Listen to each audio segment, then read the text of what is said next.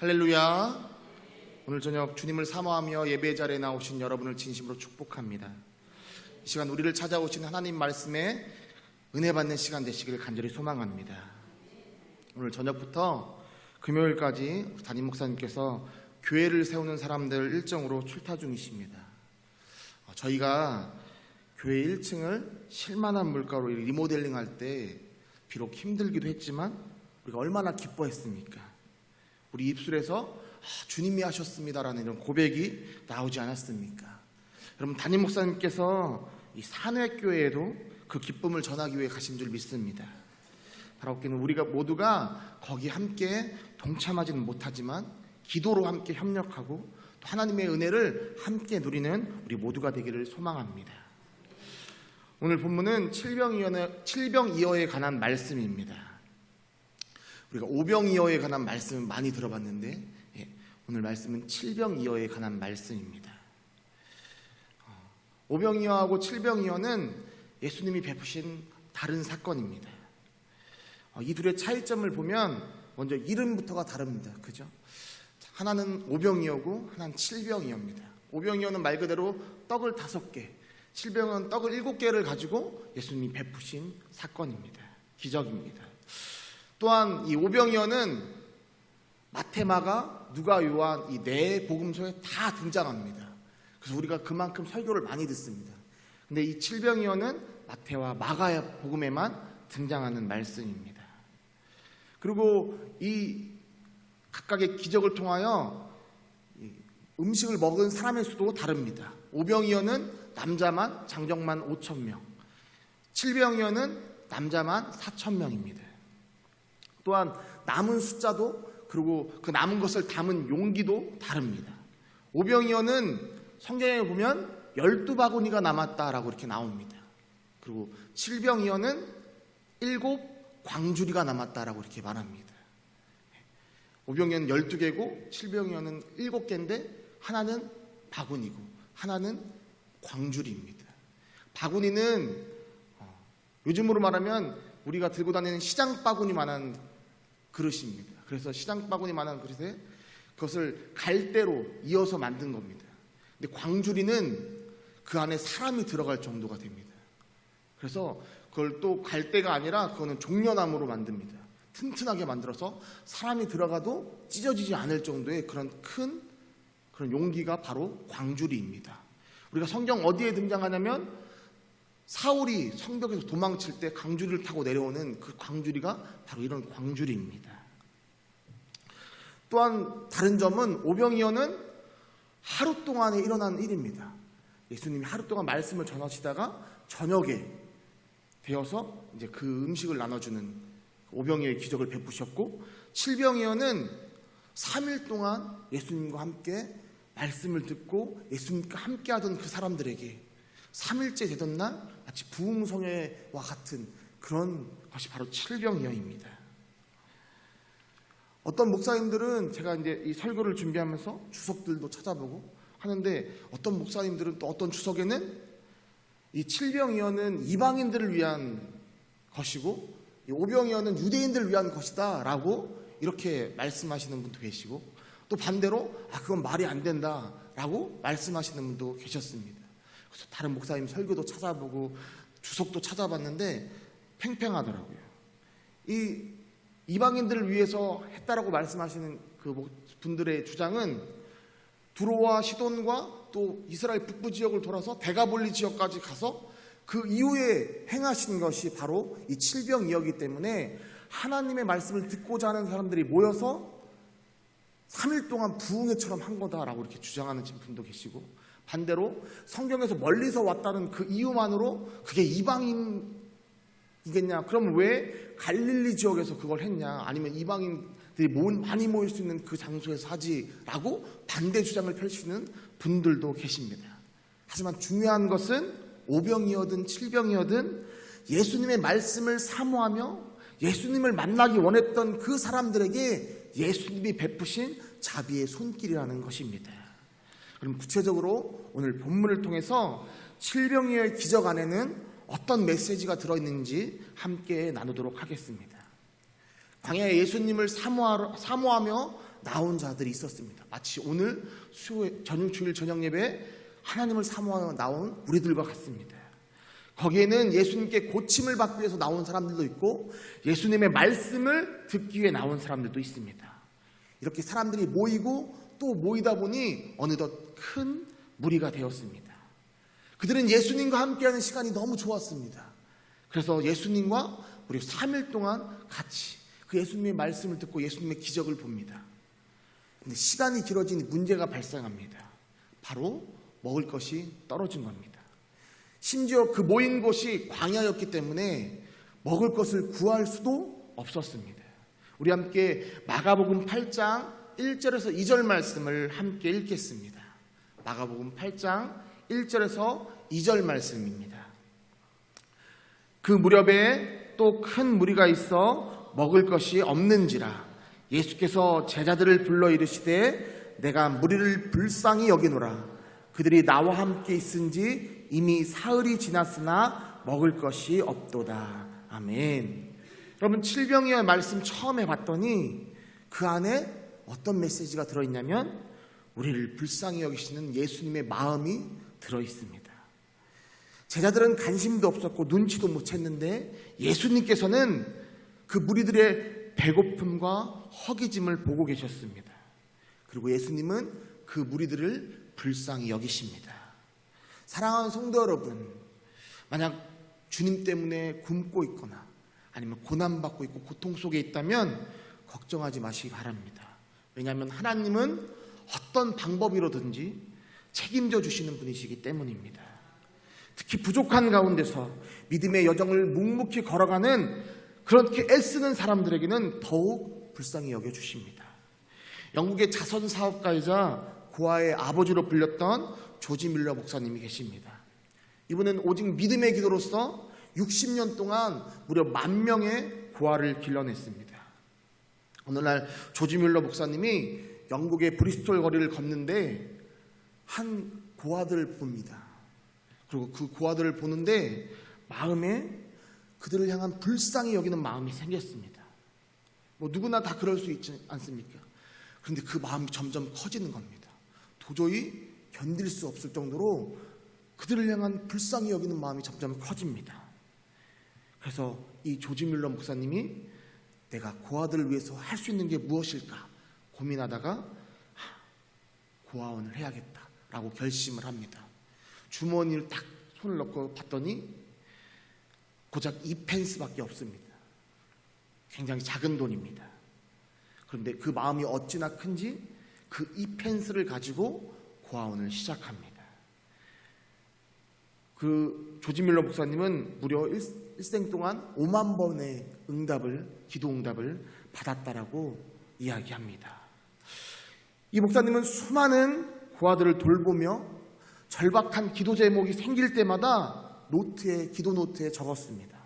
그리고 그 기도 노트를 보고 간절히 끈질기게 기도했고 기도 제목이 응답되면 하나님께 감사를 드리면서 응답의 표시를 남겨두었습니다.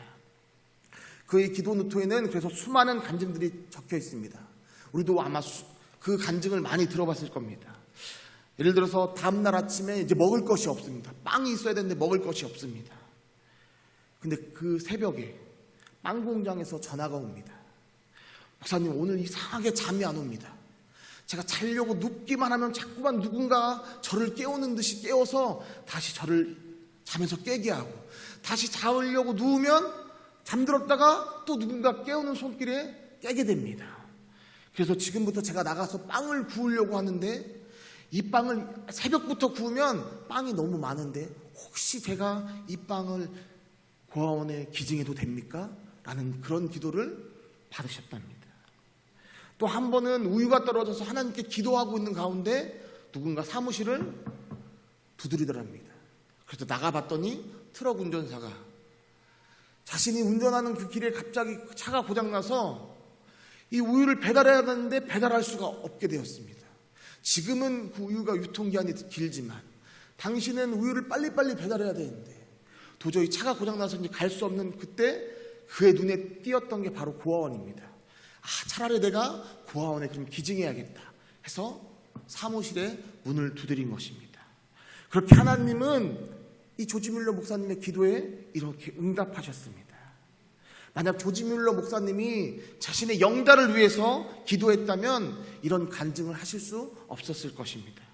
그러나 고아를 불쌍히 여기는 이 마음에 하나님의 은혜와 하나님의 사랑이 합쳐지자 수많은 그리스도인들에게 기감이 되는 그런 분으로 남게 되었습니다. 바라옵기는 우리 안에도 다른 영혼을 불쌍히 여기는 그런 주님의 마음이, 아버지의 마음이 생기기를 간절히 축원합니다. 우리 함께 주가 일하시네 1절 함께 찬양하겠습니다.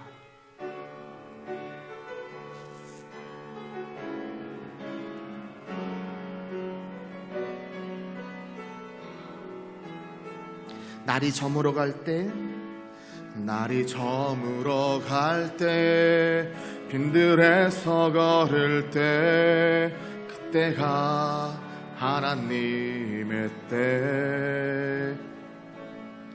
내 힘으로 안 될 때, 빈손으로 걸을 때, 내가 고백해 여호와 이래.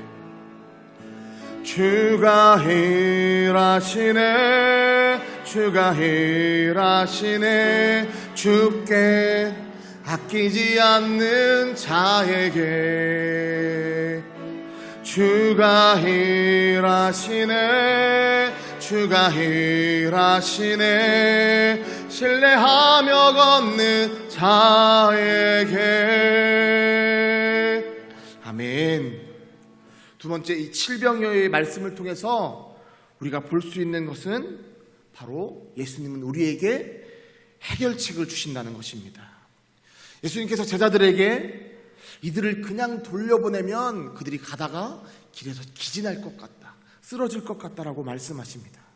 왜냐하면 멀리서부터 주님을 사모해서 온 자들이 있었기 때문입니다. 제가 어릴 적 주일학교를 다닐 때 이렇게 보면 어른 성도님들께서, 지금은 아파트 단지지만 그 당시에는 산길이었던 저 농설이 먼 데서 걸어오시는 분들이 계셨습니다. 그때는 따로 차량 운행도 하지 않았는데 걸어서 오시면서 예배에 꼭 참석하시던 어른분들이 계셨습니다. 비록 제가 그 초등학교, 주일학교 다닐 때였지만 그런 분들을 보면서 제 안에서 참 대단하다라는 생각을 했었습니다. 여러분, 초등학생이 보기에도 대단한데 하나님 보시기에 얼마나 기쁘셨겠습니까? 오늘 본문에서도 예수님은 더욱 그들을 챙겨주고 싶어 하십니다. 그런데 제자들의 대답은 그렇지 않았습니다. 우리 4절 말씀을 함께 읽겠습니다. 제자들이 대답하되 이 광야 어디서 떡을 얻어 이 사람들로 배부르게 할 수 있으리이까. 여러분, 제자들은 분명 예수님의 오병이어의 기적을 경험했던 자들입니다. 그러나 그럼에도 불구하고 제자들은 지금 처해 있는 이 상황, 이 현실적인 모습만 바라보면서 인간적인 생각을 주님께 내어놓습니다. 주님, 대체 이 광야에서 그들을 배불리 할 수 있는 떡이 어디 있습니까? 라고 말합니다. 이것이 제자들의 대답이었습니다. 제자들은 또다시 예수님 앞에서 불신앙을 보여드립니다. 하지만 예수님께서는 제자들의 믿음 없는 이 대답에도 불구하고 여전히 제자들과 계속해서 대화를 이어가십니다. 그리고 그 대화 속에서 떡 7개와 작은 물고기 2마리라는 이 은혜의 마중물을 이끌어내십니다. 사랑하는 성도 여러분, 그런데 이것이 우리의 모습 아닙니까?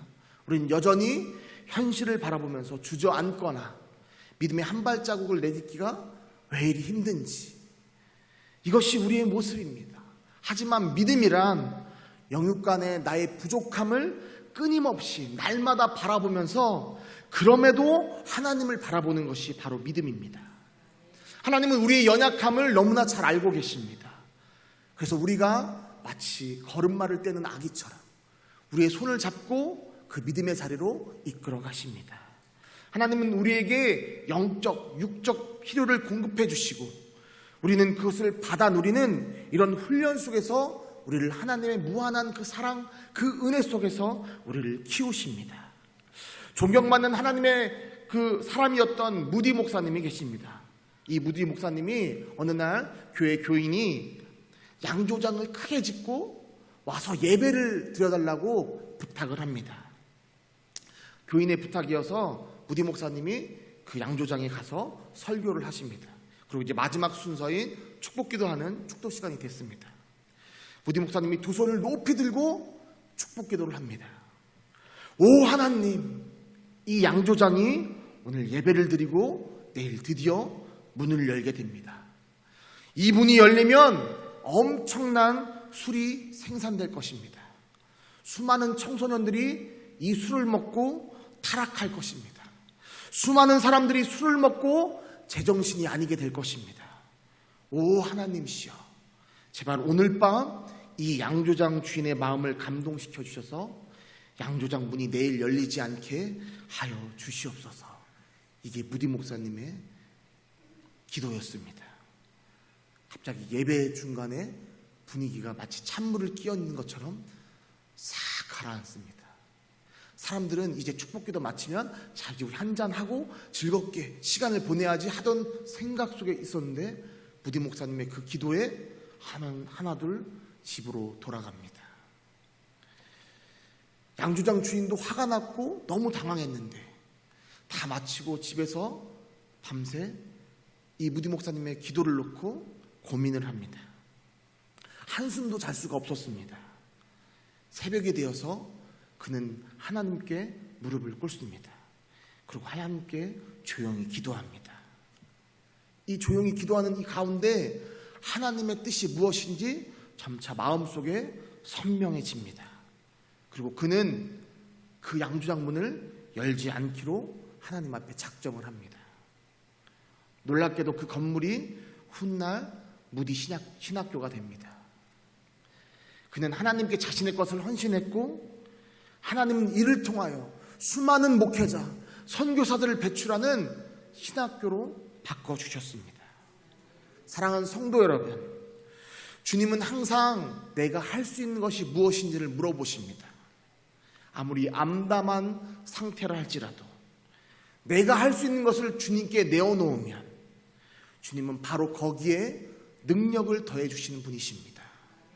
이것이 바로 예수님께서 우리에게 해법을 주시는, 해결책을 주시는 방법입니다. 지금 당장은 손해보는 것 같고 지금 당장은 현실이 어렵지만 하나님은 절대 손해보지 않게 해주시는 분이심을 믿으시기를 간절히 소망합니다. 우리 함께 주가 일하시네 2절을 함께 찬양하겠습니다.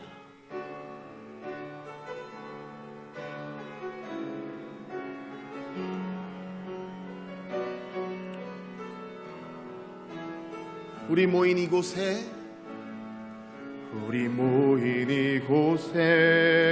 주님 함께 계시네. 누리네 아버지 은혜. 적은 떡과 물고기 내 모든 걸 드릴 때 모두 고백해 여호와 이래. 주가 일하시네. 주가 일하시네.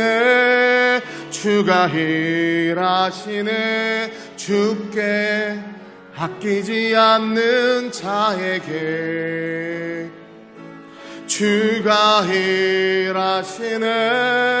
주가 일하시네. 신뢰하며 얻는 자에게 주가 일하시네. 주가 일하시네. 주가 일하시네. 주께 아끼지 않는 자에게 주가 일하시네. 주가 일하시네. 신뢰하며 걷는 자에게. 아멘. 세 번째 칠병이어를 통해서 우리에게 주시는 메시지는 바로 주님은 우리를 축복받을 그릇으로 훈련시키신다는 것입니다. 우리 6절 말씀을 함께 읽겠습니다. 예수께서 무리를 명하여 땅에 앉게 하시고 떡 7개를 가시사 축사하시고 떼어 제자들에게 주어 나누어 주게 하시니 제자들이 무리에게 나누어 주더라. 아멘. 6절에서 예수님이 하신 그 행동을 보면 세 가지로 나누어 볼 수 있습니다. 첫 번째는 무리를 땅에 앉게 하십니다. 무리로 하여금 무엇을 하게 하신 것이 아니라 먼저 예수님이 하시는 일을 보게 하십니다. 두 번째는 축사하십니다. 어떤 일을 하시기 전에 하나님께 먼저 감사드리고 하나님께 먼저 영광을 돌립니다. 그리고 하나님의 하실 일을 기대합니다. 마지막으로 셋째, 제자들에게 나누어 주라고 명령하십니다. 사실 예수님은 떡을 직접 나누어 주실 수도 있고 그냥 사람들을 불러서 떼서 나눠준 다음에 전달하라고 할 수도 있습니다. 그런데 왜 굳이 제자들을 불러서 이 떡을 나누어 주라고 하셨을까요? 물론 무리가 너무 많아서 그런 것도 있지만 무엇보다 제자들에게 나눔과 섬김의 훈련을 시키시기 위함입니다. 지난주일 점심시간 후에 1층 카페에 보시면 큰 멋있는 카페 데스크가 생겼지 않습니까? 그 데스크 나르는 작업을 했습니다. 주중에 담임 목사님이랑 둘이서 들으려고 했는데 무게가 둘이 들을 수 있는 무게가 아닙니다. 그래서 목사님이 주일날 하자라고 말씀하셔서 식사 후에 저희 교회에서 그래도 젊은 분들에게 부탁을 드렸습니다. 한 6분에서 7분 정도가 함께 달려들어서 그걸 나누는데 나누는 이 중에 제 옆에 양현승 권사님이 계셨는데 양현승 권사님이 이렇게 이야기하시더라고요. 역시 교회에서는 일을 해야 서로 함께 할 수 있는 시간이 생깁니다 라고 얘기하시는 거예요. 근데 저는 그 말에 참 공감이 갔습니다. 우리 교회는 오후 예배를 둘째 주에는 오후 예배를 드립니다. 그리고 이때 여선교회 총 여선교회에서 함께 맛있는 식사를 준비하십니다. 미리 장 볼 것도 생각해놔야 하고 토요일 아침부터 나와서 준비해야 주일에 맛있는 음식을 대접할 수 있습니다. 당연히 힘들고 어려운 일입니다. 그러나 저는 바로 이때가 하나님의 은혜가 가득한 때라고 믿습니다. 그런데 반대로 이때가 사단이 어떻게든 무너뜨리고자 하는 시간이기도 합니다. 따라서 여선교회 분들은 음식 준비하실 때 그냥 하시면 안 되고 기도로 무장하고 하셔야 합니다. 이 시간을 통하여 또한 더 하나 되게 해달라고 하나님께 간구해야 될 줄 믿습니다. 계속해서 7절에 보면 예수님은 작은 생선 2마리도 축사하신 후에 나누어 주십니다. 여러분 생각해 보십시오. 전지전능한 하나님의 아들이신 예수님께서 앞에 4,000명이 넘는 사람들 앞에 있는데 생선 2마리 놓고 축사하는 그 모습을 상상해 보십시오. 어떻게 보면 우습게 보이는 그런 장면이기도 합니다. 그런데 하나님의 은혜는 바로 이 작은 것을 놓고 감사할 때 부어지는 줄 믿습니다. 여러분 이처럼 축복하고 감사하니 모든 사람이 배부르는 은혜를 경험하게 됩니다. 심지어 그 축복이 그로 인해 나만 회복되는 것이 아니라 나의 회복을 지켜보는 다른 사람까지도 영적인 은혜를 경험하게 만듭니다. 사랑하는 성도 여러분, 여러분 앞에 어떤 고난이 올지 모르지만 그 사건을 항상 말씀 앞에 두고 항상 감사함으로써 하나님의 은혜를 경험하는 자들 되기를 간절히 소망합니다. 여러분 이 일 후에 어떤 일이 펼쳐집니까? 우리 8절과 9절 말씀을 함께 읽겠습니다. 8절과 9절 말씀입니다. 배불리 먹고 남은 조각 7 광주리를 거두었으며 사람은 약 4,000명이었더라. 예수께서 그들을 흩어 보내시고. 아멘. 여러분 하나님의 풍성한 은혜는 우리의 생각을 초월합니다. 질병을 통해서 그 수많은 사람들이 먹고 남은 것이 7 광주리입니다. 또한 이 영적 육적 갈급을 채우신 것뿐만 아니라 이제 그 무리들을 흩어 보내주십니다. 예수님으로 인해서 줄임배를 채웠으니 이제 세상에 나가서 세상에서 빛과 소금 사명을 감당하라는 것입니다. 우리에게 사명을 주셨습니다. 이처럼 예수님과 함께하면 그 무엇과도 바꿀 수 없는 귀한 보배인 사명을 주십니다. 이것이 바로 주님이 일하시는 방법입니다. 때론 물질로도 채워주시고 때론 오늘 보신 것처럼 불쌍한 마음을 부어주시기도 합니다. 나에게는 물질을 부어주시지 않았다고 걱정할 필요가 없습니다. 왜냐하면 이후에도 계속해서 하나님은 책임져 주시고 우리에게 그 부족한 것을 채워주시기 때문입니다. 그렇게 주님은 우리를 통하여 다른 이들을 배불리 먹이시고 다른 이들의 영혼을 살찌우시게 하십니다. 이것이 바로 하나님의 방법입니다. 마지막으로 예수님의 칠병이어의 기적이 마쳐진 뒤에 바리새인들이 등장합니다. 그리고 언제나 그랬듯 그들은 예수님을 비난하며 예수님의 행동을 땅에 떨어뜨립니다. 그러면서 예수님에게 이렇게 말합니다. 하늘로부터 오는 표적을 보여달라고 이렇게 말합니다. 우리 11절, 12절 말씀을 함께 읽겠습니다. 11절, 12절 말씀입니다. 바리새인들이 나와서 예수를 힐난하며 그를 시험하여 하늘로부터 오는 표적을 구하거늘 예수께서 마음속으로 깊이 탄식하시며 이르시되 어찌하여 이 세대가 표적을 구하느냐 내가 진실로 너희에게 이르노니 이 세대에 표적을 주지 아니하리라 하시고 아멘. 그렇습니다. 이 바리새인들의 시선에는 예수님이 아니라 오직 표적에게만 향해 있습니다. 그러나 진짜 하나님을 경험한 사람들은 이런 외적인 표적에 시선을 두지 않습니다. 직분과 권력에 치중하지 않습니다. 예수님의 말씀처럼 비록 오늘 말씀에는 아무 표적도 보여주지 않겠다고 하지만 병행구절인 마태복음에는 요나의 표적 외에는 보여줄 것이 없다라고 말합니다. 요나의 표적이 무엇입니까? 고래 속에서 3일간 있었던, 즉 예수님의 십자가 사건을 나타내는 표적이 요나의 표적입니다. 사랑하는 성도 여러분, 십자가의 사랑이면 충분한 그런 믿음의 소유자가 되기를 간절히 소망합니다. 내가 죽어지는 것이 가장 큰 기적이고 내가 죽어져야만 큰 열매를 맺을 수 있다는 이 사실을 명심하시길 바랍니다. 내 자존심이 죽어지고 내 육신과 혈기가 죽어져야 내 주변 사람들의 구원이 이루어집니다. 바리새인들처럼 자신들의 권위나 직분 유지에만 관심을 가시면 예수님이 누구신지, 예수님의 사랑이 무엇인지 전혀 알 수가 없습니다. 그렇다면 이제 우리가 무엇을 해야 할까요? 마지막으로 김양재 목사님의 큐티책에 있는 늘 하늘로부터 오는 표적만 구하고 살았다는 어느 집사님의 간증을 나누면서 말씀을 마치고자 합니다. 몇 달 전 발목을 다쳐서 좋아하는 운동도 할 수 없게 되었고 소파에 누워서 리모컨 가져와라, 조용히 해라, 돈은 왜 이렇게 많이 쓰는 거야? 라고 이렇게 구박하면서 잔소리하면서 지냈습니다. 그런데 이상하게도 아내는 전처럼 화를 내지도 않고 오히려 자신을 불쌍히 여기는 것이었습니다.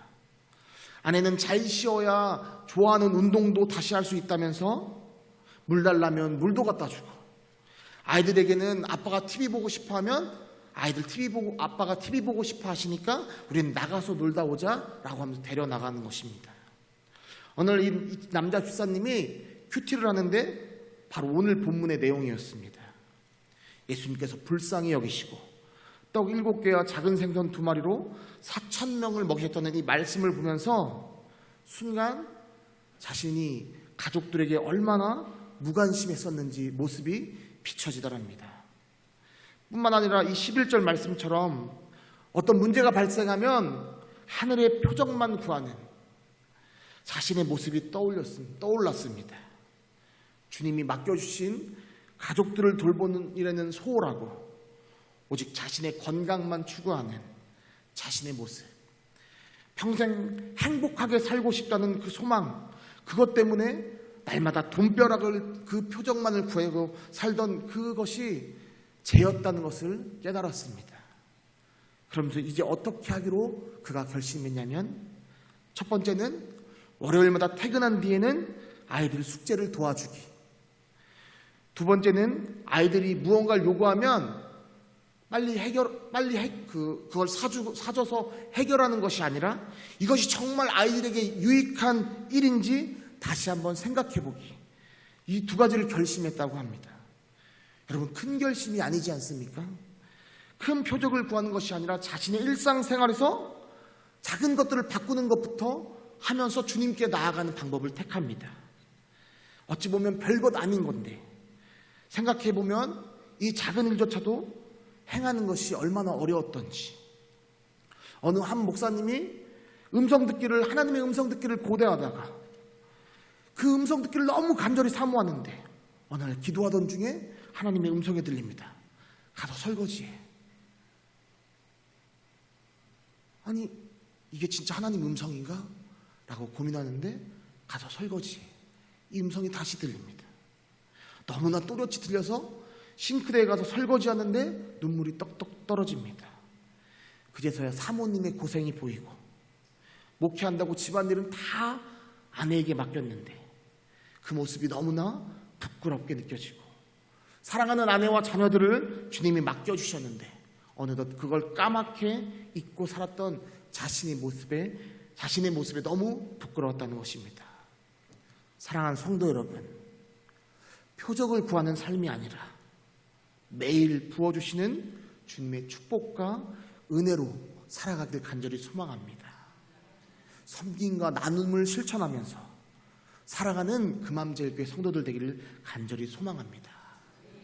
우리를 떠나지도 아니하시고 날마다 긍휼히 여기시는 하나님을 의지하며 세상에서 빛과 소금의 사명을 잘 감당하는 우리 모두가 되기를 간절히 축원합니다.